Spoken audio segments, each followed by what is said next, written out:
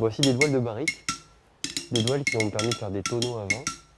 Alors on va chercher l'imperméabilité et on va chercher aussi une propriété capitale pour donner le goût au vin.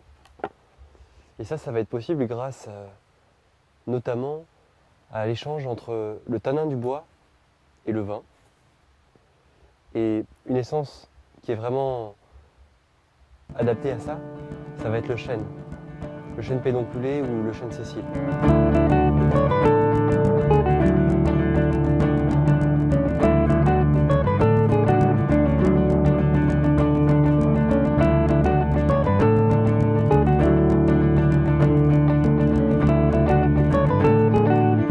On choisit le chêne pour la magie qui s'opère entre le vin et le bois. Le chêne, c'est une essence très tannique. C'est au fur et à mesure de la maturation du vin qui va se produire cet échange entre le bois et le vin, qui va lui donner tous ses arômes. Pour garantir l'imperméabilité maximale du tonneau, il faut un bois de la meilleure qualité possible. Quand on dit meilleure qualité, ça veut dire pas de branches, pas de nœuds en fait dans le bois, pour qu'il n'y ait aucune fuite qui soit possible.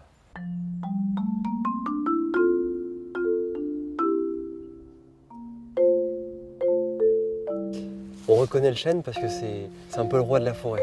C'est un arbre qui est majestueux, qui peut atteindre des hauteurs colossales, jusqu'à 40 mètres de haut.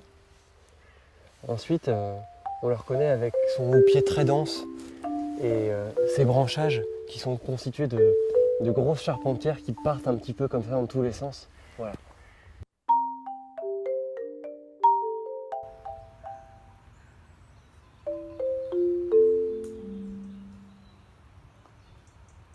On reconnaît aussi le chêne par sa feuille, parce qu'elle est composée comme ça de plusieurs lobes comme ça qui sont pratiquement symétriques.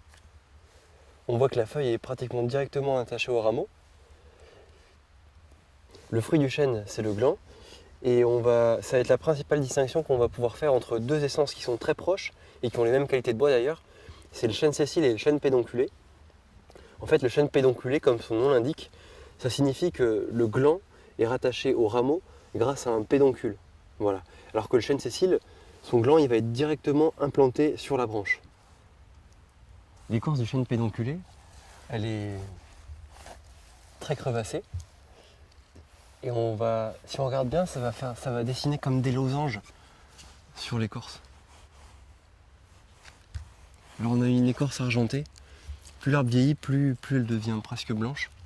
Quand l'arbre est jeune et vigoureux, on va pouvoir observer sa croissance en regardant justement l'intérieur de ces crevasses, parce qu'on va voir apparaître une couleur un petit peu rouge, un peu comme du magma en fusion.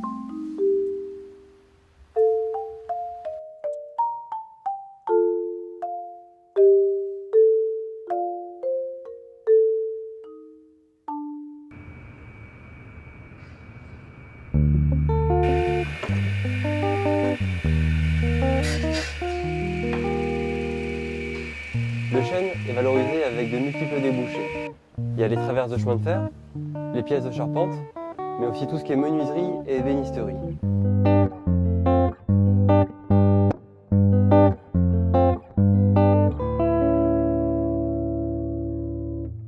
C'est aussi un très bon bois de chauffage.